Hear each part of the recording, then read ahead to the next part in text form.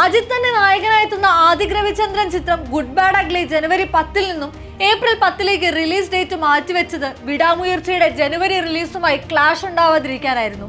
പൊങ്കലിന് അജിത് ചിത്രം പ്രതീക്ഷിച്ചിരുന്ന ആരാധകർക്ക് വലിയ തിരിച്ചടിയായി പെട്ടെന്നുള്ള റിലീസ് മാറ്റങ്ങൾ.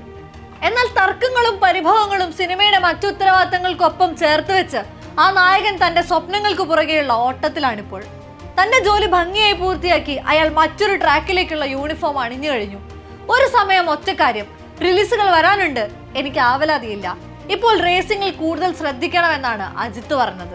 എന്നത്തെയും പോലെ തന്നെ തന്റെ സിനിമ മക്കൾ നെഞ്ചിലേറ്റുമ്പോൾ അയാൾ ദൂരെ മാറി നിന്ന് ചിരിയോടൊരു ചിത്രം പോസ്റ്റ് ചെയ്യും. ഒരു 10ാം ക്ലാസ്സുകാരനായ മെക്കാനിക്കിനെ, ഭാഗ്യദോഷങ്ങളുടെ നായകനെ അളവില്ലാത്തത്ര സ്നേഹത്തോടെ കരുതലോടെ നെഞ്ചിലേറ്റുന്നതിന് ഒരു നന്ദി സൂചകം കൂടിയാണ് ആ ചിത്രത്തിൽ തെളിയുന്ന അജിത്തിന്റെ പുഞ്ചിരി.